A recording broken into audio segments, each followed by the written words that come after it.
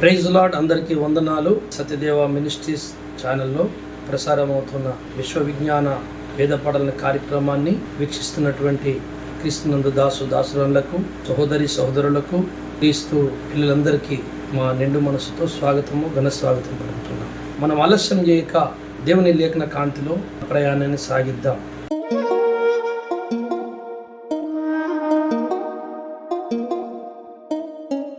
నేటి మన ధ్యానం కొరకు కొలస్సీ పత్రిక 2వ అధ్యాయము 9వ వచనాన్ని చదువుకుందాం.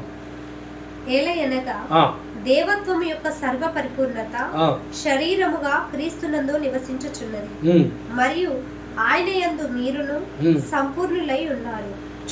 చిన్న మాట ప్రార్థన చేసుకుందాం. పరిశుద్ధుడవైన మా పరలోకపు తండ్రి, దివ్య స్వరూపుడా, కాంతి స్వరూపుడా, కరుణ కటాక్షముల గల్లవాడా, నీ స్తోత్రములు. ఈ సమయంలో మరొకసారి మీ పాద సన్నిధికి చేరి నీ లేఖనములోని సారాన్ని తెలుసుకొని, అయ్యా మీరు మాకు బోధిస్తుండగా విని మా హృదయాన్ని బలపరుచుకొని నీకు దగ్గర అవుటకు మాకు సాయం చేయండి. వింటున్న సోదరి సోదరమణులకు, వారి కుటుంబాలందరికీ ఆశీర్వాదము, దీవెనలు దయచేయండి. అవును, సత్యవాక్యం ఎక్కడ మారుమోగుతుందో, ఏ ఇంట్లో వినబడుతుందో అక్కడ నీ దివ్యకాంతి ప్రకాశిస్తుంది కదా తండ్రి. కనుక ప్రతి కుటుంబాన్ని దీవించు, మమ్మల్ని దీవించు. మీరే మా మధ్యలో ఉండి మాట్లాడమని, అయ్యా ఏ సైతాను చీకటి మాంత్రిక శక్తులు మా దగ్గర పనిచేయకుండా వింటున్న వారి దగ్గరను, చెబుతున్న మా దగ్గరను యేసు నామముని కంచె ఉంచి ఈ పాఠాన్ని మేము అయ్యా అర్థము చేసుకునే వివేకము, విచక్షణ, జ్ఞాన వివేకములు మాకు సమృద్ధిగా దయచేయమని, మీ కృప తోడించుమని మా రక్షకుడు ప్రభువైన యేసు నామములో ప్రార్థించి పెట్టుకున్నాము తండ్రి, ఆమేన్. దేవులారా, దేవుని యొక్క వాక్యము ఎక్కడ వినపడుతుందో, ఏ హృదయంలో ధ్యానం చేయబడుతుందో అక్కడ దేవుని యొక్క కాంతి స్వరూపము ప్రకాశిస్తుంది. దేవుని కాంతి అనగా మరి అజ్ఞానము చీకటి కానిది, వెలుగు సంబంధమైనది, శాంతికరమైనది, మనల్ని మరి తృప్తికరమైన మార్గములు నడిపించిందనమాట. యేసుక్రీస్తు ప్రభుల వారి గురించి మనం ఇక్కడ ఒక మాట చదువుకున్నాం. ఏమంటున్నాడు భక్తుడంటే, దైవత్వం యొక్క ఎలయనగా దైవత్వం యొక్క సర్వ పరిపూర్ణత శరీరముగా క్రీస్తునందు నివసించుచున్నది, మరియు ఆయన యందు మీరును సంపూర్ణులై ఉన్నారు. ఆయన సమస్త ప్రధానులకును అధికారులకును శిరస్సై ఉన్నాడు. ఈ మాట ఎన్నోసార్లు ఎంతోమంది చదివారు, బోధించారు. ఎన్నో బోధలు, ఎన్నో సంగతులు, సత్యాలు ఈ మాటని ఎత్తుకొని మహానుభావులు బోధించారు. ఎందరో ఎంతోమందిని ప్రభావితం చేశారు, రక్షణలో నడిపించారు. సంతోషం, సంతోషం. ఈరోజు కూడా అదే మాటని మనం ఎత్తుకొని మరి ఈ కడవరి దినములో ఆ పరిశుద్ధాత్ముడు సూచించిన ప్రకారం మనం మరి ఇందులో ఏ విషయాన్ని దేవుడు మనకు తెలియపరచబోతున్నాడో ఈరోజు అది మనం తెలుసుకున్నట్టుకు ప్రయత్నం చేద్దాం. మనము చాలా జాగ్రత్తగా ఆలోచించినట్లయితే దైవత్వం యొక్క సర్వము, దైవత్వం అనేది ఎంత ఉన్నదో, ఆ దేవుడు అనే వాని యొక్క మహిమ, ఆ దైవము అనే ఉనికి ఎంత ఉన్నదో అదంతా కూడా యేసయ్య శరీరంలో నివసిస్తుందట. క్రీస్తు శరీరములో దేవుడు తన పరిపూర్ణతను కనుపరుచుకుంటున్నాడు. అసలు దైవత్వం ఎక్కడుంది, ఎలా ఉంటుంది అని ఏ నరుడైనా ఎవరైనా చూడాలి, తెలుసుకోవాలి అనుకుంటే ఒకటే ఒక దిక్కు యేసయ్య దేహం. ఈ మర్మమైనటువంటి సంగతి అందరికీ అర్థము కాదు. ఇది కొంచెం మనం ఆలోచించాలి. ఇది చాలా యుగయుగాల కింద ఈ సృష్టికి పూర్వమే దేవుడు తన మనసులోని సంకల్పాన్ని ఏర్పరిచిన మార్గం ఇది, క్రీస్తు శరీరం. అసలు యేసయ్య శరీరం అంటే ఏమిటో కరెక్ట్గా నిర్వచనాన్ని పూర్తిగా అర్థం చేసుకోవడం ఏ నరుని తరము కాదు. సకలము ఆయన యందు సృజింపబడిన, ఆది యందు సృజింపబడిన, ఆది అనే ఆ వ్యక్తి యందు, ఆది అని పేరుగాంచిన వ్యక్తి పేరే మనందరం ఈరోజు ఈ ఆధునిక ప్రపంచంలో పిలుచుకుంటున్న నజరేయుడైన యేసు. ఈ మహానుభావుని శరీరం అనే ఈ ఆలయము, క్రీస్తు అనే ఈ ఆలయము, ఈ దేహము జగత్తి పునాదికి ముందే దేవుడు నిర్ణయించిన ఒక ఆలయం ఇది. దేవుడు తను ఆ ఆలయములో నివసించి తన పరిపూర్ణత ఏంటో కనపరుచుకున్నటకు దేవుడు సంకల్పించిన ఓ గొప్ప మహత్కార్యం అది. ఆలోచించుదాం. క్రీస్తు శరీరమే లేకపోతే, క్రీస్తు అనే వ్యక్తే కానీ అవతరించకపోతే ఈ జగత్తి మొత్తము చీకటిలో ఉంటుంది, భస్మమైపోతుంది, బూడిదైపోతుంది. ఈ సకల చరాచర జగత్తుకి ఏది ఆధారమై ఉండెనో, ఏది శక్తి కలిగి ఉండెనో, దేని చేత ఇదంతా ఉనికి నడుచున్నదో, చలనము కలిగి ఉన్నదో, ఆ దాని పేరే యేసు శరీరం. యేసు శరీరమును పూజిస్తున్న క్రైస్తవులుగా, యేసును గురించి మాట్లాడుతున్న అన్యజనులుగా తెలుసుకోవలసిన ప్రాముఖ్య విషయాన్ని ఈ రోజున బయటపెడుతున్నారు. ఆషామాషి కాదు యేసు అంటే. యేసయ్య శరీరములో దైవత్వము పరిపూర్ణ దశను తెచ్చుకున్నది, చూపించుకున్నది దైవత్వం. కనుక దేవుడు, తండ్రైన దేవుడు క్రీస్తు శరీరములో పరిపూర్ణత ధరించుకున్నాడు, పరిపూర్ణత చెందాడు. అంటే అంతకుముందు పరిపూర్ణుడు కాదు ఆయన. బైబిల్ చెప్తుంది అందులోనే పరిపూర్ణుడయ్యాడు. అయితే ఆయన సృష్టిలోనికి వచ్చినప్పుడు తన పరిపూర్ణత తన సృష్టికి తెలియపరచుకున్నటకు యేసు అనే కుమారుని శరీరాన్నే తన ఆలయంగా ఉండాలి అని జగత్తుకి ముందే నిర్ణయం చేశాడు. అది నిర్ణయిత చిత్తము. తీరా వ్యక్తి అవతరించగానే అమలుపరిచే చిత్తంలోకి వచ్చేసాడు. అప్పుడు అంటున్నాడు, దైవత్వం యొక్క సర్వ పరిపూర్ణత, దైవత్వం అనే మొత్తం యేసుక్రీస్తు శరీరములో పరిపూర్ణ దశను సంచరించుకున్నది. క్రీస్తు శరీరమే లేకపోతే ఈ సృష్టికి మేలే లేదు, ఈ సృష్టికి శాంతే లేదు, ఈ సృష్టికి దిక్కే లేదు. బట్టి మానవులకి కాదు, మానవుల పాపముల కొరకే యేసు శరీరం కాదండి. 1 యోహాను పత్రిక 2:2 చదవండి. ఆయనే మన పాపములకు శాంతికరమై ఉన్నాడు, మన పాపములకు మాత్రమే కాదు. జాగ్రత్తగా ఆలోచించాలి. మన భూలోకపు మానవుల పాపముల కొరకు మాత్రమే, జాగ్రత్త వినాలి, మానవుల పాపముల కొరకు మాత్రమే కాదు, సర్వలోకాలకు, సర్వ జగత్తుకి శాంతికరమై ఉన్నది. యేసు లేకపోతే, యేసే రాకపోతే, యేసే జన్మించకపోతే, యేసే దేహమును ధరించుకోకపోతే, పరమాత్ముడు నరశరీరములోకి రాకపోతే ఒట్టి మానవలోకమే కాదు సర్వలోకాలకు శాంతి లేదు. అంటే యేసు అనే ఈ వ్యక్తి శరీరమును దాల్చుకుని ఒట్టి భూలోక కళ్యాణము, భూలోక మేలుల కొరకే కాదు, సర్వ ప్రపంచ జగతి మేలుల కొరకు, సర్వ సృష్టిని క్రీస్తు లోపల నుంచి సమాధానపరచుకోవాలని దైవత్వం అనే తండ్రి దేవుడు నిర్ణయం చేశాడట. ఆ నిర్ణయం ప్రకారము యేసు లోపల ఆ దేవుడు పరిపూర్ణత చెందాడు. యేసు శరీరమే లేకపోతే ఈ జగత్తుకే మోక్షము లేదు. ఇది సత్యం. యేసే రాకపోతే మానవాళికి విమోచన లేదు. యేసుక్రీస్తులో దేవుడు పరిపూర్ణుడై కూర్చున్నాడు. యేసుక్రీస్తు శరీరములో కృపా సత్య సంపూర్ణుడుగా ఆయన మన మధ్యలో నివసించాడు. యేసుక్రీస్తు దేహములో దేవుడు పరిపూర్ణత చెంది కూర్చున్నాడు.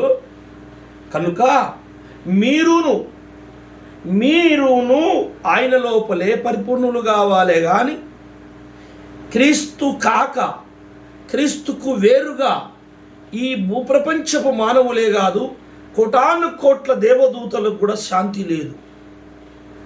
క్రీస్తు కాక, క్రీస్తు లేకపోతే ఏ లోకము శాంతిగా బతకాలన్నా, ఏ ప్రపంచము దేవునితో సమాధాన పడాలన్నా ఒకే ఒక మార్గము యేసు శరీరం. కనుక యేసులో నుండే దేవుడు మనుషులను స్వీకరిస్తాడు. యేసులో నుండే మానవులను దేవుడు స్వీకరించడానికి కారణం ఏంటంటే యేసు లోపల దైవత్వము పరిపూర్ణత చెందింది. కనుక యేసులోనికి నువ్వు వచ్చినవంటే నిన్ను దేవుడు యేసులోను నుండి వచ్చావు గనుక నువ్వు పరిశుద్ధుడవు, పరిపూర్ణుడవు అని స్వీకరిస్తాడు. అయితే యేసు లేకుండా నువ్వెన్ని పుణ్యకార్యాలు చేసినా ఈ జగతిలో, నువ్వెన్ని గొప్ప కార్యాలు చేసినా నీకు పాప విమోచన లేదు. ఎందుకో కొద్దిగా ముందు పోయినాక చెప్తా. ఒక్క విషయాన్ని ముందు మీ జ్ఞాపకం చేస్తున్నాను. క్రీస్తు ఈ లోకములకు వచ్చి సర్వమానవాళి పాపాల కొరకు, సకల విశ్వశాంతి కొరకు తనే ఈ భూమి మీద యాగమై, యజ్ఞమై, ఆ యజ్ఞమందు తన రక్తమును, తన ప్రాణమును కోల్పోయి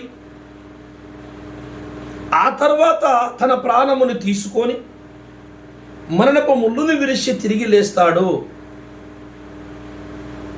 ఈ లేచినటువంటి ఈ యజ్ఞ పురుషుని యందు ఈ విరాట్ పురుషుని, వేదము చెప్పుతున్న విరాట్ పురుషుడు, క్రీస్తుని గురించిన ప్రవచనాలు ఇతర వేద గ్రంథాలలో పుష్కలంగా ఉన్నాయండి. 12 సంవత్సరాల క్రితము తెలుగులో దశరథ రంగాచార్య వారని మరి ఆయన 4 చతుర్వేదములను ఆంధ్ర అనువాదం తెలుగులో, స్పష్టమైన తెలుగులో చాలా కష్టపడి శ్రమించాడు పాపం. ఆయన తెలుగులో దాన్ని ట్రాన్స్లేషన్ చేశాడు. ఆ గ్రంథాలు ఒక గ్రంథాలయంలో నాకు 12 సంవత్సరాల కింద నాకు కంట్లో పడ్డాయి. దాన్ని తెచ్చుకొని నేను 10-20 సార్లు చదవలే కానీ 4 వేదములు నా పనులు చూసుకుంటూ, సేవ చూసుకుంటూ, అప్పుడప్పుడు నాకు సమయం దొరికినప్పుడు చదువుకుంటూ కొన్ని సంవత్సరాలు చదివాను, 2-3 సంవత్సరాలు. కానీ ఇంట్రెస్ట్గా చదివాను, ఒక్కసారి చదివాను కానీ కొన్ని వందల ప్రవచనాలు దొరికాయి యేసు గురించి. ఆశ్చర్యపోయానండి. భారతదేశం మీద నాకున్న ప్రేమ అప్పుడు తక్కువ ఉండే, కానీ వేదము చదివినాక విపరీతమైంది ప్రేమ. ఆహా, ఇంత చక్కటి అనుబంధము కలిగి, పరమాత్మునికి అనుబంధము కలిగిన నా దేశము, ఇంతటి మహానీయులు ఈ క్రీస్తుని గురించి, యజ్ఞం గురించి, విరాట్ పురుషుని గురించి, అజామేధ యజ్ఞము, అశ్వమేధ యజ్ఞము, గోమేధ యజ్ఞము అని చెప్పుతున్న ఈ గ్రంథాలు ఈ యజ్ఞముని దేని సూచిస్తున్నాయో నాకు కనపరిచాడు. ఇంత గొప్ప దేశమా నా భారతదేశము! ఆహా, బైబిల్కి ఎంత దగ్గర ఉంది, నా పరమాత్మునికి ఎంత దగ్గర ఉంది నా భారతదేశం అని చాలా మురిసిపోయాను. ఋగ్వేదములో 10వ మండలము 55వ సూక్తము 5వ మంత్రము ఏముంటుందంటే అక్కడ యువకుడైన కాలాత్మకుడైన ఇంద్రుడు నిన్న మరణించి ఈరోజు బ్రతికున్నాడు, ఇతని గురించిన మహిమలు చూడుడి అని రాయబడింది. కాలాత్మకుడు, కాలస్వరూపుడు, కాలములో సంచరించువాడు, కాలమే అయ్యున్నవాడు ఇంద్రుడు అనే మాటకు అర్థం ఏంటి? బైబిల్లో ఇంద్రధనుసు అనే మాట ఉంది. ఇంద్రధనుసు అంటే మానవులకు దేవునికి ఉన్నటువంటి ఒప్పందము, ఒడంబడిక. ఇక నుండి నేను జలముల చేత ప్రపంచం నాశనం చెయ్యను అని దేవుడు మాట ఇచ్చాడు నోవాహు కాలం తర్వాత. అక్కడ ఇంద్రధనుస్సు అందుకే మనకు కనపడుతూ ఉంటుంది. యేసు వచ్చి ఇది నా రక్తము, శరీరము, దీంతో మీకు నిబంధన చేసుకుంటున్నాను అన్నాడు. ఇంద్ర అంటే దేవతలందరి మీద రాజు అని అర్థం, అన్నిటికంటే గొప్పవాడని అర్థం. ఒక తల్లిదండ్రికి పుట్టిన ఇంద్రుడి గురించి మాట్లాడట్లేదు వేదం, పరమాత్ముడైన ఇంద్రుని గురించి. వేదము చెప్పుతున్న విశ్వామిత్రుడు ఏ తల్లిదండ్రికి పుట్టినవాడు కాదు. పురాణాలలో ఉన్న విశ్వామిత్రుడు వేరు, వేదము చెప్పుతున్న విశ్వామిత్రుడు వేరు. వేదము పలుకుతున్న విశ్వామిత్రుడు విశ్వానికే మిత్రుడు, విశ్వానికే సృష్టికర్త. అతడు చేసే యజ్ఞం ఒకటి ఉంది. విశ్వామిత్రుడు చేసే యజ్ఞం అనగా సృష్టికర్త దేవుడు చేసే యజ్ఞము. ఆ యజ్ఞమందు అతడే యాగమైపోవాలి, యాగమై మరణించి తిరిగి లేవాలి. ఆ లేచిన వాని యందు సకల మానవుల పాపములు భస్మమైపోతాయి. ఆ యాగమైన వాని పేరే దేవుని జ్ఞానమైన వాడు. భస్మ సత్కృతే తత అన్నాడు భగవద్గీతలో గీతాకారుడు. యతైదంసి సముద్ధోగ్ని సత్కృతే తత జ్ఞానాగ్ని సర్వకర్మని భస్మ సత్కృతే తత. జ్ఞానాగ్ని సర్వకర్మని భస్మ సత్కృతే తత అంటే జ్ఞానం అనే ఒక వ్యక్తి, ఆ వ్యక్తిని నమ్మిన వాని పాపములు ఆ జ్ఞానమందు, ఆ జ్ఞానయజ్ఞం యందు అతడి పాపములు భస్మమైపోతాయి. మీరు చాలా జాగ్రత్తగా ఆలోచించినట్లయితే ఈ విరాట్ పురుషుడెవరు, ఈ ఇంద్రుడెవరు, ఈ విశ్వామిత్రుడెవరని నేను చాలా మరి ఇలా చనిపోయి తిరిగి లేచిన ఇంద్రుడు ఎక్కడున్నాడు భూమి మీద? అతడు ఇప్పటికీ బతికున్నాడని ఎక్కడున్నాడు అంటే అది యేసుక్రీస్తు ప్రభుల వారే అని తెలిసింది నాకు. పరమాత్ముడైన పూజ్యుడు, ఆరాధ్యుడు, అగోచరుడు, పరత్పరుడైన దేవుడు నరరూపము దాల్చాలి అంటుంది వేదం. అదే అసలు కథ. నరరూపము దాల్చి నరరూపమందు సర్వ సృష్టి కొరకు సర్వ సృష్టిని చేయటానికి ఏ గొర్రెపిల్ల సృష్టికి పూర్వం వధింపబడి ఏ గొర్రెపిల్ల యందు ఈ సృష్టి జగత్తు చేయబడినదో, ఏ బ్రహ్మయందు ఇదంతా సృజించబడినదో, అట్టి బ్రహ్మ, అట్టి సృష్టికర్త, అట్టి గొర్రెపిల్ల నరరూపము దాల్చి భూమి మీద ప్రత్యక్షంగా అందరి ముందు యాగమై తిరిగి లేవాలి. ఆ యజ్ఞమందు అలా యాగమై తన ప్రాణమును కోల్పోయి తిరిగి మళ్ళీ పుచ్చుకొని తిరిగి లేచిన వాడు ఈ భూచరిత్రలో, మానవ చరిత్రలో ఒకడు కనపడతాడు. ఆయన పేరు యేసుక్రీస్తు, నజరేయుడైన యేసుక్రీస్తు. అది అతని గురించి చెప్తుంది. అతని యందు దేవుడు దైవత్వం పరిపూర్ణ దశ చెందినదట. ఇక యేసు కాక, యేసుకు వేరుగా ఈ భూప్రపంచములో నీకు దుమ్మంత ఆవగింజగా దుమ్మంత దైవత్వం కూడా ఎక్కడ దొరకదు. ఇది ప్రవచనం. సర్వ పరిపూర్ణత క్రీస్తులో పరిపూర్ణత, సర్వ దైవత్వము క్రీస్తులో పరిపూర్ణత చెందింది. ఎవడైనా పరిపూర్ణుడు కావాలి, పరిశుద్ధుడు కావాలి, పరమునకు చేరాలి అనుకుంటే ఆ క్రీస్తు లోపలికి ప్రయాణము సాగించాలి. కనుక దైవత్వం యొక్క సర్వ పరిపూర్ణత క్రీస్తునందు నివసించుచున్నది. మీరును ఆయన యందు సంపూర్ణులై అవుతారు. ఇక వేరే మార్గం లేదు. దేవులారా, ఎందుచేత దేవుడు క్రీస్తు లోపల పరిపూర్ణత చెందాడు. ఇప్పుడు మనం అసలు పాఠానికి వచ్చినాం. క్రీస్తు లోపలనే దేవుడు పరిపూర్ణుడా? అంతకు ముందు పరిపూర్ణుడు కాదా? ఎందుకో ఆ క్రీస్తు అంత గొప్ప? మంచి వాళ్ళు ఈ భూమి మీద పుట్టలేదా? గొప్ప గొప్ప వాళ్ళు పుట్టారండి. ప్రజలకు ఎంతో, దేశానికి ఎంతో మేలు చేసిన వాళ్ళు పుట్టారండి. మహాపండితులు పుట్టారండి. వారి జీవితాలనే పారాత్పరంగా పోశారండి. పెండులు లేదు, సుఖములు మానుకొని ప్రజల కొరకు, ప్రజలని మంచి మార్గం నడిపించడానికి వారి జీవితాలని దారపోశారండి. గొప్ప గొప్ప వాళ్ళు పుట్టారండి. గొప్ప గొప్ప ప్రసంగాలు, గొప్ప గొప్ప మాటలు చెప్పి అనేకులను ప్రభావితం చేసి కాపాడారండి దేశాన్ని. వారి లోపల చెందొచ్చు కదా పరిపూర్ణత. ఈ దేవుడు ఈ క్రీస్తు లోపల ఎందుకో, ఈ క్రీస్తులో ఉన్న అంత గొప్పతనం ఏంటో జాగ్రత్తగా ఆలోచించుదాం. క్రీస్తు అవతరించక ముందు దేవుని యొక్క నియమము ఏమై ఉండెను భూలోకములంటే, ఆయన ఒక ధర్మశాస్త్రమును భూలోకమునకు నిర్ణయించాడు. ధర్మశాస్త్రము ఎలాంటిదంటే క్రియలతో కూడుకున్న నీతి. ఆ క్రియలు చేయకపోతే వెంటనే శిక్షించాలి. అది ధర్మశాస్త్ర రూల్. ధర్మశాస్త్రము భౌతికమైన పదార్థముతో అనుసంధానమై లింక్ చేయబడి ఉన్నది కనుక దైవత్వము పదార్థము ద్వారా మనము తెలుసుకోవచ్చు, అది పాటించడము ద్వారా తెలుసుకోవచ్చు అనే ఒక నియమము దేవుడు పెట్టాడు. అప్పుడు ఒక గొర్రెపిల్ల రక్తముతో పాప పరిహారము, ఏదైనా ధూపము, నైవేద్యము, ఇలాంటి పదార్థాలతో దైవాన్ని ఆరాధించేటువంటి నియమం ఒకటి ఈ లోకంలో ఉండేది. మోషకిచ్చిన ధర్మశాస్త్రము కొన్ని కట్టడాలు, మందిరములో ఆరాధన కట్టడాలు, ఇశ్రాయేలు జనుల నైతిక కట్టడాలు, వాళ్ళ జీవన విధానంలోని కొన్ని కట్టడాలు, ఇలా ధర్మశాస్త్రం కొన్ని భాగాలుగా ఉన్నది. అయితే ధర్మశాస్త్ర ప్రకారంగా ఎవరైనా ఏదైనా వ్యభిచారము పాపము చేస్తే వాళ్ళని రాళ్ళు పెట్టి ఊరు బయట తీసుకెళ్ళి ఆ స్త్రీని కొట్టి చంపేటోళ్ళు. అంత కఠినమైన శిక్ష.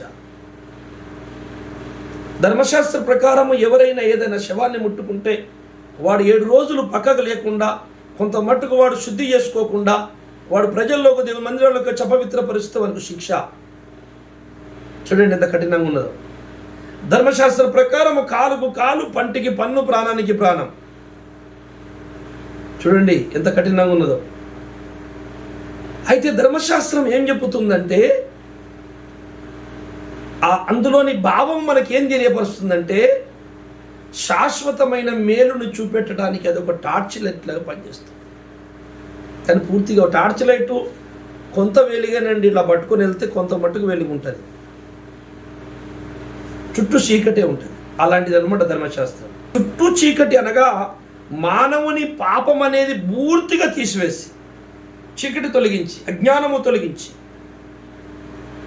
పరిపూర్ణుని చేసే ది లైట్, టార్చ్ లైట్ మాత్రము కాదు, ధర్మశాస్త్రం కాదు. ధర్మశాస్త్రము దేని చూపిస్తుందో అది మాత్రం చేస్తుంది. అది ఏ శాశ్వతమైనటువంటి విడుదల పొందే యేసు రక్తం, యేసు నీతి సూర్యుడు. టార్చ్ లైట్ కొంతవరకు వెలిగిస్తుంది. సూర్యుడు ఉదయిస్తే భూలోకం అంతా వెలుగైతుంది. అలాగే మీకు నీతి సూర్యుడు ఉదయించిన లేఖనం చదివిస్తుంది. ఆయన పేరు యేసుక్రీస్తు. ఈ ధర్మశాస్త్ర ప్రకారంగా ఎవ్వడు పూర్తి నీతిమంతుడు కాలేకపోయాడు. అందుకే ధర్మశాస్త్రము దేన్ని చేయజాలకపోయినో దానిని దేవుడు చేశాడు. రైట్. ఇప్పుడు ధర్మశాస్త్ర ప్రకారంగా మనుషులందరూ శిక్షింపబడుతున్నారు కనుక, నెరవేర్చలేకపోతున్నారు కనుక, దేవుడు అనాదిలోనే ఒక సంకల్పం చేసుకున్నాడు. అదేంటంటే క్రీస్తు శరీరము. క్రీస్తు శరీరములో దేవుడు పరిపూర్ణ దశను సంచరించుకుంటాడు. ఎందుకంటే మానవుడు మంచివాడు కాదు, మానవ శరీరాలు పనికిరావు. తల్లిదండ్రులు పుట్టే వాళ్ళందరూ పాపములో పుడుతున్నారు, పాపమే చేశాడు. జన్మతా పాపి మానవుడు, జన్మతా పాపి కనుక వాని శరీరము దేవుని ఆలయముగా పనికిరాదు. అందుకనే ఇప్పుడు మానవుణ్ణి క్షమించాలనుకున్నాడు దేవుడు, రక్షించాలనుకున్నాడు.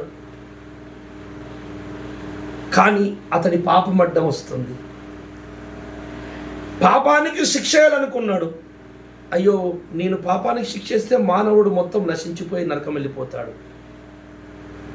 పోనీలే వాని పాపాన్ని క్షమించేద్దాం అని అనుకున్నాడు. అలా అంటే దేవుడు మాట తప్పిపోయినట్టయితుంది.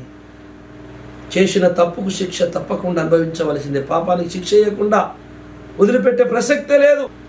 ఆజ్ఞ అతిక్రమమే పాపం అన్నాడు. తప్పకుండా పాపానికి శిక్ష వేయాలి, కానీ పాపిని రక్షించాలి. ఇది అసలు కథ. తప్పకుండా పాపానికి శిక్ష వేయాలి, పాపిని రక్షించాలి. ఎలా సాధ్యమవుతుంది? దేవుడారా, ఈ రెండు కార్యాలు క్రీస్తు శరీరంలో జరిగినాయి. అందుకు ఆయన పరిపూర్ణుడైపోయాడు దేవత్వం వల్ల. క్రీస్తు శరీరము లేకపోతే, ఇప్పుడు వినండిగా, క్రీస్తు శరీరము లేకపోతే దేవుడి కార్యక్రమము పరిపూర్ణము కాదు, అసంపూర్ణం. దైవత్వం పరిపూర్ణం కాదు, అసంపూర్ణం అయి ఉంటుంది. ఎట్లో వినండి, క్రీస్తు శరీరము లేకపోతే దేవుడు ఏం చేయగలడంటే రెండిట్లా ఒకటే చేయగలడు, క్షమించగలడు లేదా శిక్షించగలడు. క్రీస్తు లేడనుకుందాం, క్రీస్తు పుట్టలేదు, క్రీస్తు దేహమే లేదు. ఇప్పుడు దేవుడు ఉన్నాడు, ఏం చేస్తాడు తెలుసా? ఒక మనిషిని శిక్షిస్తాడంతే, క్షమించలేడు. ఒకవేళ క్షమిస్తే శిక్షించలేడు. క్షమించాలి, శిక్షించాలి, రెండు జరిగాయి, ఒక్కటే జరుగుతుంది. అందుకే రెండు జరిగినటువంటి చోటే దేవుని యొక్క ఆలయమైన క్రీస్తు దేహం. అందులో రెండు జరిగినాయి. రోమపత్రిక 8:4 చదవండి ఒకసారి. శరీరమును అనుసరింపక ఆత్మను అనుసరించి నడుచుకును మన యందు ధర్మశాస్త్ర సంబంధమైన నీతి విధి నెరవేర్చబడవలనని, ధర్మశాస్త్ర సంబంధమైన నీతి నెరవేర్చవలనని పాప పరిహారము నిమిత్తము దేవుడు తన సొంత కుమారుని పాప శరీరాకారముతో పంపి ఆయన శరీరమందు పాపమునకు శిక్ష విధించెను. చాలా ధర్మశాస్త్ర ప్రకారంగా పాపానికి శిక్ష వేయాలి. పాపాన్ని శిక్షించకపోతే దేవుని మాట తప్పినట్టు అవుతుంది. భూమి ఆకాశములు గతించును కానీ దేవుని మాటలు తప్పద్దు కదా, నెరవేరాలనే. అయ్యో ఎలా శిక్షించాలి? శిక్షిస్తే ఒక్కడు బతకడు. ఫోన్లే అని క్షమిస్తే పాపము అలాగే ఉండిపోతుంది, దాన్ని ఎవడు శిక్షించలేడు. నా మాట తప్పిపోతుంది. పాపాన్ని శిక్షించాలి, పాపిని రక్షించాలి. పాపాన్ని శిక్షించాలి, పాపిని రక్షించాలి. కైసా హోతాయే కామ్, ఎలా వద్దండి పని. అందుకే దేవుడు ఒక గొప్ప ప్రణాళిక అల్లి పెట్టుకున్నాడు. అదే యేసు శరీరం. యేసు శరీరము పరిశుద్ధమైనది. యేసు ఒక కన్యక పుట్టాడు, మనలాగా తల్లిదండ్రులకు పుట్టలేదు. మనుషుని రక్తము లేదు యేసు శరీరంలో. ఆయన స్పెషల్గా ఈ భూమి మీదకి వచ్చాడు. నాలో పాపముందని మీలో ఎవడన్నా నిరూపించగలడా అని భూమి మీద సవాలు విరిచిన ఒక వీరుడు యేసు ఒక్కడే. ఆయనే విశ్వ సామ్రాటు. నాలో ఉన్నది పాపముందని ఎవడన్నా నిరూపించగలడా? ఎవరు నిరూపించలేకపోయారు. ఇప్పటికి నిరూపించలేరు, ఎప్పటికి నిరూపించలేరు. ఆయన పుట్టుక పరిశుద్ధమే, పెంపకం పరిశుద్ధమే. టోటల్ పరలోకము నుంచి వచ్చిన ఒక దేవుడు. దైవత్వము మానవ రూపం దాల్చుకుంది. మానవ రూపములో కనపడుచున్న దేవుడు యేసు. సో పాపానికి శిక్ష వేయాలి, ధర్మశాస్త్రము నీతి నెరవేరాలి. ధర్మశాస్త్రము దేవుడిచ్చింది, అదేమో నెరవేర్చకపోతే ఊరుకుంటుందా ధర్మశాస్త్రం? ఏంటి సార్, మీరేమో పాపలను క్షమించేద్దామని అది చేసి తీసుకెళ్ళిపోతున్నారు, మరి నన్ను పంపిన మాట సంగతి ఏంటి అంటది ధర్మశాస్త్రము. ధర్మశాస్త్రం అంటాడు, నా సంగతి ఏంటి? మీరు అన్నారు కదా, తిన్ను దినమున నిశ్చయము చచ్చెదరని. భూమి ఆకాశంలో గతించు, నా మాటలు గతించవు, ధర్మశాస్త్రం గతించదు అన్నావు కదా. మరి నా సంగతి ఏంటంటే ధర్మశాస్త్రం ఎదురు తిరుగుతుంది, నిలబడుతుంది. ఏం చెప్తావు దానికి సమాధానం? కనుక ఇప్పుడు ధర్మశాస్త్రం యొక్క క్రియ నీతి నెరవేరాలి, ధర్మశాస్త్రము తృప్తి చెందాలి, ఇటు కృప క్షమించేది కార్యక్రమం జరగాలి. ఈ రెండు జరగాలంటే ఏం చేయాలి? ఇదిగో ఈ లోకములో దేవుడు నరుడుగా రావాలి. ఆ నర శరీరమే యేసు శరీరం. దేవుళ్ళరా, ఒకసారి ఒక దానమూర్తి, పుణ్యమూర్తి అయిన చక్రవర్తి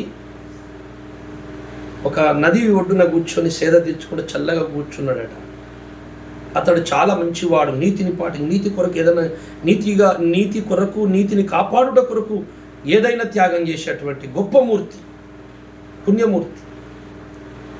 ఆ చక్రవర్తి మీద ఒక మాయా కుట్రబన్ని, ఒక మాయాశక్తి గద్ద రూపం దాల్చుకొని ఎక్కడి నుండో ఒక పావురాన్ని గెదుముకుంటూ వస్తుంది. పావురము బిక్కుబిక్కుమంటూ పరుగొట్టుకుంటూ వచ్చి ఆ చక్రవర్తి కూర్చున్న ఒడిలో ఆలింది. గద్ద వచ్చి అక్కడ నిలబడింది. ఈ పావురం వైపు చక్రవర్తి చూసినప్పుడు దాని కన్నులు అమాయకంగా తనని కాపాడండి సార్ అనేటట్టుగా చూస్తుంది. దానికి భయము కనపడుతుంది, భీతి కనపడుతుంది పావురపు యొక్క కళ్ళల్లో. చక్రవర్తి జాలిని ఉంది అట. అయ్యో, ఇటు చూస్తే గద్ద కూర్చొని అంటుంది, సార్ మీరు న్యాయము తీర్చేవాళ్ళు, మీరు మాట తప్పని వారు కదా. అవును. మీరు ధర్మమూర్తి పుణ్యమూర్తులు కదా. అవును. మీరు సత్యమూర్తులు కదా. అవును. అయితే నా కడుపుకు ఆహారం కొరకు నేను ఎక్కడి నుండో గెదుముకుంటూ వస్తున్నా, న్యాయంగా అది నా ఆహారం, నా అన్నము నాకు ఇప్పియాలి. మీరు ఎందుకు పెట్టుకున్నారు? ఆ పావురాన్ని నాకు ఇస్తేనే నా కడుపు నిండుద్ది, మీరు ఇస్తారా ఇయ్యారా అని గద్ద అడిగింది. అప్పుడు ఈ చక్రవర్తి చాలా ఆలోచించాడు. మరి అది అడుగుతున్న దాంట్లో న్యాయం ఉన్న, దాని కోరిక తీరాలి, ఈ బిడ్డను రక్షించాలి, ఈ పావురాన్ని రక్షించాలి. ఆలోచించండి బాగా. పురాణ కథలు అనుకుని ఉన్నాయి ఇవి శిబి చక్రవర్తి గురించి. కథల్లో ఉన్న భావం ఏంటో తెలియకుండా కథలు చెప్పుకొని బతుకుతారు అందరూ. పొట్ట నింపుకోవడానికి కాదు. కథలో భావం ఎక్కడ నెరవేరిందో పట్టుకోండి. సో న్యాయంగా దానికి కడుపు నిండాలి, అన్నం పెట్టాలి, అందుకు ఈ పావురాన్ని ఇచ్చేయాలి. కానీ ఈ పావురాన్ని రక్షించాలి, ఏం చేయాలి నేను అని తన పక్కనున్న సైనికుని దగ్గర కత్తి తీసుకొని పావురాన్ని 2 ముక్కలు చేసి గద్దకి వేయలే. ఆయన పిక్కకున్న కొంత కండని కోసి, ఆ పావురం ఎంత బరువు ఉన్నదో అంత బరువు కండను కోసి ఆ గద్దకి ఇచ్చేసి వెళ్ళిపో అన్నాడు. దేవుళ్ళరా, ఈ కథలోని భావం ఏదైతున్నదో అక్షరాల సృష్టికర్త అయిన దేవుడు క్రీస్తు లోపల మానవులను రక్షించే మర్మమై ఉన్నది. ఇది దేవుడు మనుషులను రక్షించాలనుకున్నాడు, కానీ వాళ్ళు పాపం చేశారు, పాపానికి శిక్ష పడవలసిందే. కానీ రక్షించాలి ఎట్లా? ఆలోచన చేశాడు. తన కుమారుని ఈ లోకంలోకి పంపాడు నర శరీరం. ఇప్పుడు ఆ కుమారుని శరీరము పైన ఏం చేస్తున్నాడు తెలుసా? పాపాన్ని శిక్షిస్తూ మనుషులని రక్షిస్తున్నాడు. ధర్మశాస్త్రము నెరవేరుస్తున్నాడు. పాపాన్ని శిక్షించడమే, పాపిని చంపడమే, పాపిని శిక్షించడమే ధర్మశాస్త్రం యొక్క నియమం. అప్పుడే ధర్మశాస్త్రము తృప్తి చెందుతుంది. సార్, నా మాటను మీరు నెరవేర్చారు, చాలా వందనాలు అంటుంది ధర్మశాస్త్రం. క్రీస్తు లోపల పాపాన్ని ఎప్పుడైతే శిలువ మీదేసి దేవుడు కొట్టాడో, ఏ పాపం ఎరుగని పావనమూర్తి పుణ్యమూర్తి యేసు అతని శరీరం మీద దేవుడా పాపములు వేసి దేవుడు కొట్టాడు, పాపాన్ని శిక్షించాడు. అప్పుడు ధర్మశాస్త్రం ఏం చేసిందరికైనా సంతోషపడింది. నా కోరిక అయితే నెరవేరింది, నా ఆజ్ఞ అయితే నెరవేరింది, నేను అనుకున్నది నెరవేరింది కనుక ధర్మశాస్త్రం క్రీస్తు లోపల తృప్తి చెందింది. ఇప్పుడు చూడండి, ఆయన శిక్ష ఇస్తూనే, ధర్మశాస్త్రం తృప్తి పరుస్తూనే పాపికి విడుదల ఇస్తున్నాడు యేసు లోపల నుంచి. యేసు నందున్న వారే ఏ పరలోకము చేరుతారు. ఎందుచేత అంటే యేసు లోపలనే పాపం పోతుంది. దేవుడు ఆయన లోపల నుంచే తీసుకుంటాడు. ఎందుకంటే ధర్మశాస్త్రం భూమి మీద ఏ నరుడు నెరవేర్చలేడు, ఎవని వల్ల కాదు, అది కేవలము యేసు వల్లే అవుతుంది. యేసు పరిశుద్ధుడుగా, పాపము లేనివాడు. మనుషులు ఎందుకు నెరవేర్చలేరంటే అందరూ పాపులే, నీతిమంతుడు లేడు, ఒక్కడూ లేడు ఈ జగత్తులో. పుట్టుకతో పాపులు అంటున్నాను, ఇంకేం చెప్పేది లేదు. అందుకని యేసు ప్రభు పుట్టుకతో పరిశుద్ధుడు, నీతిమంతుడు, క్రియలను బట్టి కాదైనా ఆయన పరమాత్ముడి లోకములో మానవులకు సంబంధము లేకుండానే ఈ లోకంలోకి వచ్చాడు. మానవ బీజమునకు సంబంధము లేదు. ఒక పురుషుడు ఎరగని కన్యక గర్భవతి అయింది. ఇవి ఆలోచించండి. ఆ పరిశుద్ధుని శరీరం మీద పాపమునకు శిక్ష వేస్తూ, ధర్మశాస్త్రాన్ని తృప్తిపరుస్తూ, కృపచూపి మనుషులను రక్షిస్తున్నారు. అందుకే యేసును నమ్ముకొని ఈయనే నా రక్షకుడు, ఈయనే నా సృష్టికర్త అని ఎవడైతే నమ్ముకుంటారో అప్పుడు యేసు లోపల ఉన్న రక్తం అతన్ని శుద్ధి చేస్తుంది. మహిమగల్ల జీవము, అనంత జీవము అతన్ని శుద్ధి చేస్తుంది.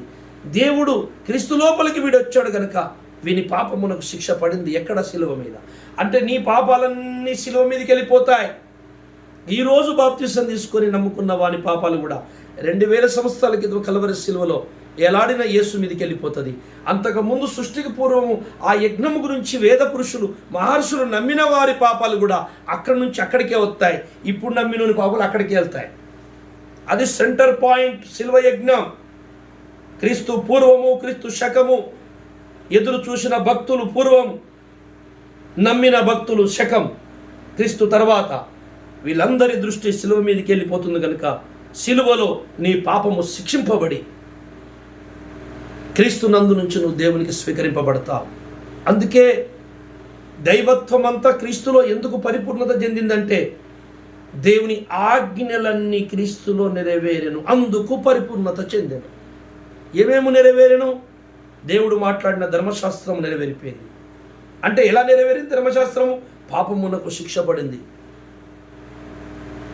సో దేవుడు అనుకున్న కృప కూడా, కృపామయుడు కదా, అపరశీలుడు కదా, రక్షించేవాడు కదా, ఆయన అనుకున్న కృప కూడా నెరవేరింది. ఎందుచేతనంటే వాని పాపాన్ని యేసే తన బుధములు వేసుకొని వాని రక్షించి దేవుని చేతికి అప్పచెప్పేశాడు. ఈ పుణ్యమూర్తిని కాదని, వేద పురుషుడు అయినటువంటి యేసుని కాదని, ఈ రక్షకుని దేహము, ఈ రక్షకుని యొక్క యజ్ఞము కాదని, ఇతర ఏ యజ్ఞము ద్వారా, ఏ క్రియల ద్వారా నువ్వు నీ పాపం పోగొట్టుకోగలవు? దేవుడు పరమాత్ముడు ఏర్పరిచిన యజ్ఞము ద్వారే నీ పాపములు పోవాలి. తండ్రైన దేవుడు ఏర్పరిచిన యజ్ఞములోని నీ పాపాలు పోవాలి. ఆయన ఒక యాగము, ఒక యజ్ఞం ఏర్పరిచాడు. అది కల్వరి శిలువలో యేసు కార్చిన రక్తం. సామెతల గ్రంథము 16:6 చదవండి ఒకసారి. కృపా సత్యముల వలన దోషములకు ప్రాయశ్చిత్తము. అది కృప అనగా దేవుని దయ, క్షమించేది. సత్యం అనగా ధర్మశాస్త్రం. ఈ రెండు కలుచుకోవాలి. కలిచితేనే పాపమునకు పరిహారము దొరుకుతుంది. 85వ కీర్తన 10వ వచనం చదవండి. కృపా సత్యములు కలిసి కొనినవి. ఈ ధర్మశాస్త్రము, దేవుని కృప. సత్యం అంటే ధర్మశాస్త్రము, కృప అంటే క్షమించే దేవుని కృప. ఈ రెండు, క్షమించే గుణము, శిక్షించే ఈ ధర్మశాస్త్రము, వీళ్ళిద్దరికి వడనే పడది. శిక్షించాలే పాపినని ధర్మశాస్త్రం అంటది, లేదండి వదిలేయాలండి, క్షమించాలని కృప అంటది. కృప దేవునిదే, ధర్మశాస్త్రము దేవునిదే. వీరిద్దరు ఆజ్ఞలలాగే ఉన్నాయి. ఇప్పుడు నేను వాళ్ళు పడది, ఇద్దరి పడది, ఒప్పుకోరు. కనుక వీళ్ళిద్దరు ఒప్పుకోకుండా ఇలాగే ఉండిపోతే సృష్టికి శాంతి లేదు, మానవాళికి విడుదల లేదని దేవుడు వీళ్ళిద్దరిని కలిపే ఒక కంపార్ట్మెంట్, ఒక ఆలయం తయారు చేశాడు. ఆ ఆలయం పేరే క్రీస్తు శరీరం. ఇటు సత్యం ఇళ్ళకి వచ్చేసింది దేహంలోనికి, ఈ కృప ఇళ్ళకి వచ్చేసినాయి, ఇద్దరు వచ్చేసారు. ఈ సత్యమైన ఆయన ఎందుకు తృప్తి చెందాడంటే ఈ శరీరం మీద పాపానికి శిక్ష కలిగింది, ఆయన తృప్తి చెందాడు. ఇప్పుడు కృప వసూలు పెట్టడానికి సంతోషపడుతున్నాడు. పర్లేదు సార్, మీరైతే మొత్తానికైతే నా కోరిక నెరవేర్చిండ్రు, శిక్ష అయితే పడింది, ఇప్పుడు మీరు కృప చూపించుకోండి సార్ అని ధర్మశాస్త్రం కూడా సపోర్ట్ చేస్తుంది. కృపా సత్య సంపూర్ణుడుగా, కృపా సత్య, ధర్మశాస్త్రము కృప రెండు కలుసుకున్నాయట. కృపా సత్యములు చదువమ్మా. కృపా సత్యములు కలుసుకున్నవి కలవై, అసలు కలవని ఒక భయంకరమైన పరిస్థితి అండి కృపా సత్యములది. ఒప్పుకోరు. యేసయ్య బంగారు తండ్రి శరీరం కలిపేసింది. ఈ సృష్టిలో కృపా సత్యాలు కలుసుకో. ఎందుకంటే అంతటి నీతిమంతుడు, నెరవేర్చేవాడు ఒక్కడు లేడు. యేసు ఒక్కడే దిక్కు. యేసు శరీరములో జరిగే యజ్ఞమే సర్వ జగతికి శాంతి, మానవాళి పాప విమోచన. రెండు అలానే ఉన్నాయి. మన పాపములకు మాత్రమే కాదు, మానవ పాపములకు మాత్రమే కాదట, సర్వలోకమునకు శాంతికరమ. బాబా, ఎంత గొప్ప విషయం. తండ్రి నువ్వు యేసయ్యను పంపినందుకు నేను ఎంత ధన్యునయ్యా అని సంతోషపడతా. మా పాపములకై బలి అయినావు, దూరమైన మమ్ముల చెరదీసినావయ్యా. మా పాపములకై బలి అయినావు, దూరమైన మమ్ముల చేరదీసినావయ్యా. ఏ మంచి లేని మాపై ఈ ప్రేమ వెదజల్లినావు మా యేసయ్యా. ఏ మంచి లేని మాపై ఈ ప్రేమ వెదజల్లినావు మా యేసయ్యా. యుగములలో తరాలలో మరుగైన దేవా మా యేసయ్యా. యుగ యుగాలలో తరతరాలలో మరుగైన వార్త, మరుగైన సువార్త ఇదిగో బట్టబయలైంది. ఇప్పుడు ఏంటో తెలుసా? కృపా సత్యములు కలుసుకోవు, కలుసుకునే ఒక స్టేజ్ తయారైంది. ఆ స్టేజ్ మీదకి ఇద్దరు వచ్చి ముద్దు పెట్టుకున్నారట. ఆ స్టేజ్ పేరే యేసుక్రీస్తు శరీరం. శరీరం శరీరం మహిమగల్ల దేవాలయం. మీరు ఈ దేవాలయమును పడగొట్టుడి, నేను 3 రోజులు కడతా అంటే, మా పితరులు 46 సంవత్సరములు కట్టిరే, నువ్వు 3 దినములు లేపేదవా? అక్కడ రాయబడి ఉంటుంది. ఆయన ఈ బండగూడల గురించి మాట్లాడలేదు, తన శరీరముల గురించి మాట్లాడాడు. 3 దినములు తిరిగి లేచాడు. ఆ కృపాసత్యములు కలుచుకున్నవి. నీతి అంటే ధర్మశాస్త్రం, సమాధానం అంటే కృప. ఒకదానికొకటి ముద్దు పెట్టుకున్నాయండి. అసలు ముద్దు పెట్టుకోరు, కొట్లాడుకుంటారు ఎప్పటికీ. ఎట్లా క్షమిస్తావని ఈయన, ఎందుకు శిక్షిస్తావని ఆయన. ఎట్లా క్షమిస్తావని ధర్మశాస్త్రం, క్షమిస్తే ఏమైందని కృప. వీళ్ళు ముద్దు పెట్టుకోరు, కొట్లాడుకుంటారు. ఈ కొట్లాట పంచాయతీ ఇదంతా. కనుక ఈ ప్రపంచం బాగుపడదు, అంతా బూడిదైపోతుంది దేవుని కోపానికి అని పరమాత్ముడు ఏర్పరిచిన ఓ గొప్ప బృహత్ కార్యము క్రీస్తు శరీరము భూలోకమునకు అవతరించింది. పరమాత్ముడు అవతరించిండు, వేద పురుషుడు, జ్ఞాన పురుషుడు, వెలుగు పురుషుడు. ఆహా, సర్వోన్నత మహోన్నత శక్తి క్షేత్రమైన సృష్టికర్త దేవుడు అవతరించిండు. 2 అందులోకి వచ్చేసినాయి. అప్పుడు ఈ ధర్మశాస్త్రానికి సంతోషం వచ్చేసింది. నేను అనుకున్నది అయిపోయిందిగా, శిక్షించేశాడుగా పాపాన్ని, చాలు నాకు తృప్తి అయిపోయింది.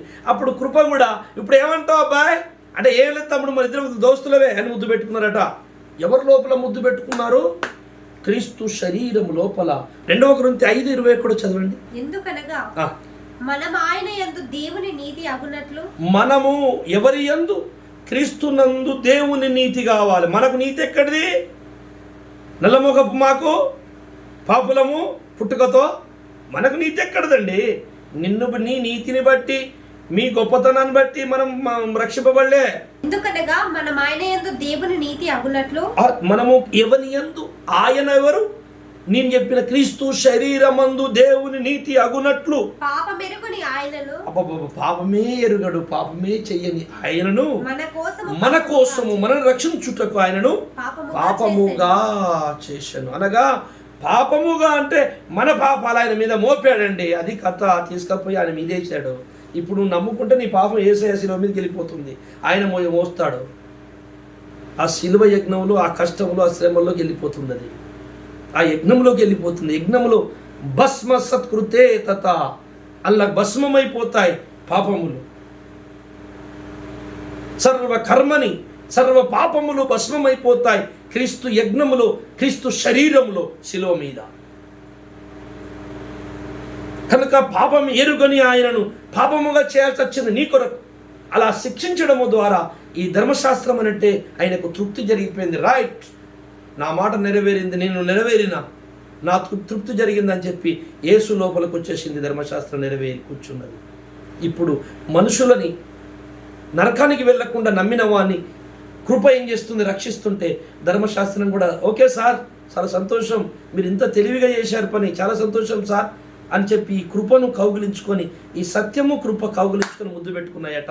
లేఖనము చెప్పుతున్న సత్యము, ఈ క్రీస్తు దేహము గురించి మీకు ఈరోజు నేను 1 పైసా మందమే చెప్పిన. మిమ్మల్ని అనంత జ్ఞానం ఉంది దీని గురించి వివరించుటకు. బైబిలు చెబుతుంది సత్యము. ఏంటండి యేసు అంటే? అందుకే యేసుని మీరు స్పష్టంగా గుర్తుపట్టండి. స్పష్టత, అస్పష్టత అనే 2 పదాలు ఉంటాయి. చాలామంది యేసును నమ్మారు, చర్చిలు కట్టుకున్నారు, తింటున్నారు, ఎగురుతున్నారు, తునుకుతున్నారు, చప్పట్లు కొడుతున్నారు. శ్రమలే పడకుండా, శ్రమలే లేకుండా పరలోకానికి వెళ్ళిపోతామని బిర్యానీలు వండుకొని తింటున్నారు. కొద్ది రోజులు ఆగండి, తెలుస్తుంది అంత తమాషాయిగా. దేవుళ్ళరా, యేసు గురించి ఎవరికి తెలుసు? స్పష్టంగా తెలుసుకోలే, స్పష్టత కావాలి. యేసు అంటే ఎవరు అనుకుంటున్నావు? ఆఫ్టర్ ఆల్ ఒక చిన్న రౌతు, ఉష్క రౌతు అంతా భూగ్రహాన్ని పట్టుకొని గులాడుతున్నావు. ఇలాంటి భూగ్రహం లోకాలు లాంటి లోకాట్లు, కోట్ల కోట్ల కోట్ల లోక ప్రపంచాలకు మహారాజు యేసు ప్రభు. ఇన్ని ప్రపంచాలను సమాధానపరుచుకుంటకు ఈ సృష్టికి అంటే విశ్వానికి మధ్యలో ఉన్న భూగ్రహం మీద, ఈ బలిపీఠము మీద పరమాత్ముడు అవతరించాడు. భూమధ్యపురం అనుంది, భూమధ్యపురం ఇది. యెరూషలేములో అవతరించి అక్కడ యజ్ఞమయ్యిండు పరమాత్ముడు. మరణించి తిరిగి లేచాడు. నిన్న మరణించి ఈరోజు తిరిగి లేచిన, బ్రతికున్న ఈ కళాత్మకుడైన ఇంద్రుని మహిమ చూడండి ఎలాంటిదో. అంటుంది వేదం, ఋగ్వేదం 10వ మండలం 55వ సూక్తం 5వ మంత్రం. ఎన్నో ఉన్నాయి, టైం లేదు మీకు చెప్పడానికి. ఎవరా దగ్గర 200 వచనాలను నేను కోడి చేసి 4 దినములు 12 సంవత్సరాల క్రితం ఇటు వేదము ఇటు బైబిల్ పెట్టి సంఘానికి బోధించాను. వచనం ఇస్తూ వచనం టు వచనం, బైబుల్ వేదం, బైబుల్ వేదం. దేవుడారా, ఎంతో ధన్యుణ్ణి నేనైతే. నాకైతే సత్యం దొరికింది. బలిమీటికి భక్తి కాదు, నువ్వు మనిషిని కొట్టి తిట్టి తీసుకెళ్ళి మొక్కితే భక్తి కాదు. సత్యమును గ్రహించి ఆకర్షింపబడ్డవాడు సత్యానికి భక్తి అవుతాడు. కీర్తన గ్రంథము 2:12 చూడండి, ఇప్పుడు స్పష్టంగా ఉన్నది అక్కడ. ఆయన కోపము త్వరగా రగులుకొనును, కుమారుణ్ణి ముద్దు పెట్టుకునుడి, లేని ఎడల ఆయన కోపించును. అదే తండ్రైన దేవుడు కోపము రగులుకుంటుంది. మానవుల పాపములను చూసి సృష్టికర్తకు కోపం వస్తుంది. నేను సృష్టించిన పదార్థము దైవం అంటావా? సృష్టించిన వాణ్ణి వదిలేసి సృష్టిని మొక్కుతున్న వాళ్ళ నా కోపము రగులుకుంటుంది. ఇప్పుడు ఏం చేయాలి సార్? మరి మీ కోపం సలహా కావాలంటే నా కుమారుణ్ణి ముద్దు పెట్టుకోండి. ఆయన ఎవరు? ఆయనే యేసుక్రీస్తు. ముద్దు పెట్టుకోవడం అంటే ఆయనని ఇష్టపడండి, ఆయన యజ్ఞంలోనికి వచ్చేయండి. లేని ఎడల నా కోపము రగులుకుంటుంది. అందుకే యేసయ్య శరీరం లేకపోతే దైవత్వము పరిపూర్ణత చెందదని ముందు ఎందుకు అన్నాను తెలిసి అర్థమైందా? ఇప్పుడు ధర్మశాస్త్రం అట్లనే ఉండిపోద్ది, కృప ఇట్లనే ఉండిపోద్ది. దేవుడు అనుకున్న పనే కాదు. అలా రెండుని అలా పెట్టేసి కూర్చొని తమాషా చూసుకుంటుంటాడు దేవుడు? ఉండడు. ఆయన ఈ రెండింటిని కలిపి ఒక స్టేజ్ తయారు చేసిండు. అది యేసు శరీరం ఈ లోకం మనకు పంపాడు. అందుకే దైవత్వము యొక్క సర్వ పరిపూర్ణత శరీరముగా క్రీస్తునందు నివసించుచున్నది. సమస్త దైవత్వం యేసులోనే ఉన్నది. యేసుకు బయట దుమ్మంత దైవత్వం కూడా నీకు దొరకదే. నువ్వెంత పాకులాడినా వేస్తే నీ ఇష్టం. ఈ భూమి మీద నువ్వు నన్ను చంపినా, ఎవరిని చంపినా, ఎంతమంది చచ్చినా అందరం చస్తాం. ఎవడు ఉండడు, భూమి లోకమే ఉండదు. కొద్దిగాలైతే నువ్వేం సాధిస్తావు? తీరా అంత అయిపోయినాక అన్ని లోకాలు బూడిద అయిన తర్వాత యేసుప్రభు సింహాసనం మీద కూర్చుంటే అప్పుడు ఏం చెప్తావు? సమాధానం ఒక్కడే కనబడతాడు అక్కడ. అర్థం చేసుకోండి కదా, నీ కన్నులు తెరవబడాలి. అహంకారం తొలగక అజ్ఞానము అంతరించదు. అజ్ఞానము అంతరించకపోతే దేవుని ఆత్మదర్శనం కలగదు. ముందు నీలోని అహం తొలగిపోవాలి. నేను అని అహం పోవాలి, గర్వం పోవాలి, యథార్థమైన మనసు రావాలి, విశాల హృదయం రావాలి. ఇది ఎందుకు సత్యము కాదు, అది ఎందుకే సత్యం, అదెందుకు సత్యము కాదు, ఇదెందుకు సత్యం, నేను అట్లాగా ఆలోచించాను. నేను యేసుప్రభుని ఎందుకు నమ్మాలే అని వేదాలు చదివినా. అదెందుకు సత్యము కాదు? న్యాయంగా ఆలోచించే మనసు ఎవరికి ఉంటుందో భూమి మీద సృష్టికర్త వాడిని కౌగిలించుకుంటాడు. దేవునికి స్తోత్ర. అందుకే వదిలిపెట్టాడు వాళ్ళని. ఎక్కడనుండని వాళ్ళు ఎవరన్నా కానీ న్యాయంగా ఆలోచించే మనసు ఉండాలి. కుళ్ళుపోతు మనసు కాదు, నువ్వు పట్టిన దానికి 3 కాళ్ళు కాదు. ఇలా అయినప్పుడు ఇది న్యాయం కదా అని నువ్వు ఒక మంచి లాజిక్ ఉండాలని ఆలోచనలో, న్యాయమైన ఆలోచన ఉండరా. ఆ పరమాత్ముడు ఈ లోకములు అవతరిస్తాడని అవతరించకముందు చెప్పబడింది, అవతరించినాక కూడా ఇప్పుడు కూడా చెప్పబడుతుంది. ఈ యజ్ఞానికి ముందున్న వాళ్ళు దీని మీద దృష్టి పెట్టి రక్షింపబడ్డారు. యజ్ఞము తర్వాత మనం కూడా దాని మీద దృష్టి పెట్టి రక్షింపబడుతున్నాం. కారణము ఈ దేవుని యొక్క రెండు తత్వములు, క్షమించే తత్వము, శిక్షించే తత్వము ఆ క్రీస్తు శరీరంలో ఏకీభవించినవి, ఒకదాని ఒకటి కలుచుకున్నవి. కృప, సత్యం, ధర్మశాస్త్రం, దేవుని ప్రేమ రెండు కలుచుకున్నాయి.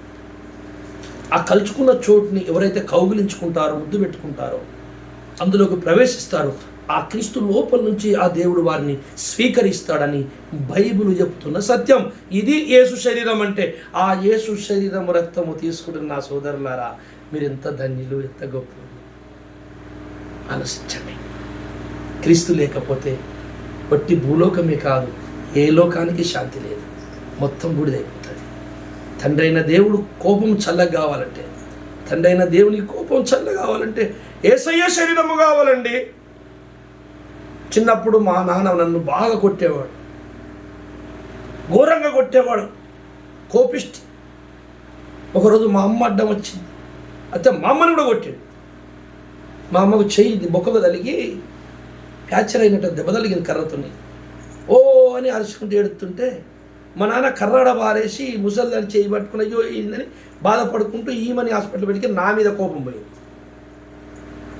అక్షరాల నీ మీద ఉన్న తండ్రి అయిన దేవుని కోపం పోవాలంటే తల్లి లాంటి యేసయ్య అడ్డం రావాలి. అదే దెబ్బ ఏమైందంటే యేసయ్య మీద పడుతుంది, నీ మీద పడాల్సింది. అయ్యో నా కొడుకు కొట్టేసిన అని చెప్పి దేవుడు చల్లగా అయిపోతాడు. అప్పుడు అటు ఇటు యేసయ్య లోపల నుంచి నువ్వు స్వీకరింపబడతావు, తప్పించుకుంటావు శిక్షని. ఇంతేనండి, ఏది లేదు. తల్లి, తండ్రి, గురువు, దైవం, ఆచార్య అన్నీ గురుదేవోభవ అంటే గురువయ్యే వస్తాడు దేవుడు, గురువై బోధిస్తాడు. మాతృదేవోభవ తల్లి లాంటి దేవుడు తల్లిలాగా మనల్ని కాపాడుతాడు. పితృదేవోభవ తండ్రిలాగా మనల్ని దేవుడు ఆదరిస్తాడు. ఆచార్య దేవోభవ ఆయన మధ్యవర్తిగా వస్తాడు ఆచార్యుడు. ఏమలరా ఇవన్నీ ప్రవచనాలు ఆయన లోపల నెరవేరినాయి. చెడు గుణములెల్ల చేపట్టి శిక్షించి పరమ పదవి సిద్ధ పడగాదూపు అట్టి గురుని వేరి అపరోక్షముందరా అన్నాడు కవి. మీ అందరికీ తెలుసు ఆయన వేమన. చెడు గుణములను అనగా పాపములను చేపట్టి శిక్షించి, వాటిని శిక్షించి పాపములను తొలగించి పరలోక పదవికి తీసుకెళ్లే గురువు ఎక్కడన్నా దొరికితే ఆయన ఎమ్మడెళ్ళండియా అన్నాడు ఆయన. ఎక్కడన్నా ఉంటే చెప్పండి, మరి వెళ్దాం. మానవుల పాపముల కొరకు మరణించి తిరిగి లేచిన వాడు ఎక్కడన్నా ఉంటే చెప్పండి, వెళ్దాం అంటే యేసు మాత్రమే కనపడతాడు. యేసే పరమ గురువు, యేసే పరమ గురువు. దేవునికి స్తోత్రములు. ఈ శరీరము తింటున్న నీవు ఎంత ధన్యురాలు. క్రీస్తు దైవత్వం ఉంది యేసయ్య శరీరంలో, దేవత్వము పరిపూర్ణత చెంది ఉన్నది. ఆ పరిపూర్ణత చెందిన శరీరాన్ని నువ్వు తింటున్నావు అంటే నువ్వు కూడా క్రీస్తులో పరిపూర్ణుడవుతున్నావు. క్రీస్తు వలె నువ్వు తయారు కావాలన్న దేవుని కోరిక, క్రీస్తులో నుండి నిన్ను తీసుకోవాలని దేవుని కోరిక. నువ్వు అక్కడికి వెళ్ళినప్పుడు నీ ముఖము క్రీస్తు ప్రకాశించినట్టు ప్రకాశించాలి, అప్పుడే తీసుకుంటాడు. క్రీస్తు ముఖము నీ లోపల కనపడపోతే నువ్వు నాకు వద్దంటాడు.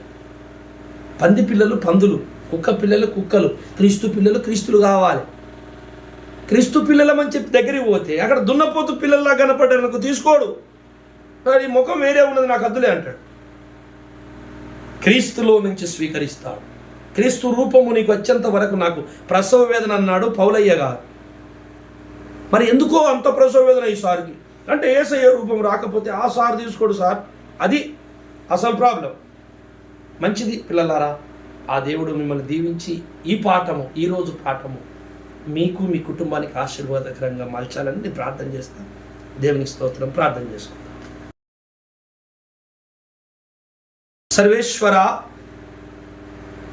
ఆరాధ్యమైన దేవ, ఆరాధ్యుడా, పూజ్యుడా, అగోచరుడా, సకల బ్రహ్మాండానికి నిర్మాణకుడా, సృష్టికర్త, నీలో నీ మనసులోని ఆలోచన నెరవేర్చుకునేవాడా నీకు స్తోత్రములు. మీరు సంకల్పించిన ప్రకారము అయ్యా మీరు గొప్ప కార్యములు చేశారు. మీ కుమారుడైన యేసు శరీరాన్ని ఈ లోకానికి పంపి అతని శరీరము లోపల నీ దైవత్వాన్ని పరిపూర్ణత చెందించి అది సకల ప్రపంచములకు మీరు కనపరుచుకున్నారు. ఏ నరుడు చేయలేని ఒక గొప్ప కార్యము క్రీస్తు నరుడుగా వచ్చి చేశాడు. అతని లోపల ధర్మశాస్త్రం నెరవేరింది, పాపానికి శిక్ష విధించబడినది. అతనిలోనే నీ అపర కృప దయ కూడా నెరవేరింది. అతనిలో నుండి అనేకులు రక్షింపబడుతున్నారు. కనుక ఇటు కృప, ఇటు ధర్మశాస్త్రము, సత్యం ఒకదానికోటి యేసు లోపల ముద్దు పెట్టుకున్నాయని, ఆ రెండు కలుచుకున్నాయి గనక పాపానికి ప్రయాచిత్తము దొరికిందని లేఖనం సెలవించింది. మరి యేసుని కాదనక ఎవడు రక్షింపబడతాడు ప్రభువా? వేరే మార్గమే లేదని, నేనే మార్గమును సత్యమును జీవమని ప్రభు అందుకే చెప్పాడు. కనుక ఈ మాటలు విన్న ఈ విడుదలలో ఇంకా ప్రభు మీద ప్రేమ, వాళ్ళు ఇప్పటికీ నీ వాళ్ళే, కానీ ఇంకా నీ మీద ప్రేమ పెరిగి నీకు ఇంకా దగ్గర కావాలని ఇలా చెప్పాను తండ్రి. ఇలాగున అందరిలో ఫలింప చేయండి అయ్యా. ఈ పాఠము క్రైస్తవులే కాదయ్యా, అందరికీ అవసరం. ప్రపంచంలో అందరూ విని అందరు నీకు ఇష్టలే, వాళ్ళు కూడా రావాలనే. మేము కూడా ఒకప్పుడు నీ దగ్గర రాకముందు పాపులము, పనికి రానోళ్ళం, చెత్త పురుగులమే కదా ప్రభు. అలాగున నా దేశమంతా రక్షించు తండ్రి. ఈ వేద పాఠాలను, ఈ ఛానల్ని నీ బిడ్డలను ప్రేరేపించి అనేకులకు పరిచయం చేయండి. ఈ పాఠాలను అనేకులు ఇన్ని రక్షింపబడాల తండ్రి, సహాయం చేయమని, దీని కొరకు అందరూ ప్రార్థన చేసే మనసు అందరికీ ఇమ్మని, దీవించుమని మా రక్షకుడు ప్రభువైన యేసు నామములో ప్రార్థిస్తున్నాను తండ్రి. ఆమేన్, ఆమేన్. అందరికీ వందనాలు. మరొక దినమందరం కలుసుకుందాం. నా కొరకు ప్రార్థన చేయండి, నా పరిచర్య కొరకు, మా ఆర్థిక పరిస్థితి కొరకు. ఈ ఛానల్ని దయచేసి అందరికీ పరిచయం చేయండి. ఎందుకంటే నేను భవిష్యత్తులో సాక్ష్యం కానీ మంచి మంచి స్వార్థ దేవుని గురించిన మర్మంలో చెప్పాలనుకుంటున్నాను. అవన్నీ అందరూ వినాలన్నది నా ఆశ, అంతే, ఇంకేం లేదు. అందరికీ పరిచయం చేయండి దయచేసి. మీ అందరికీ నా వందనాలు.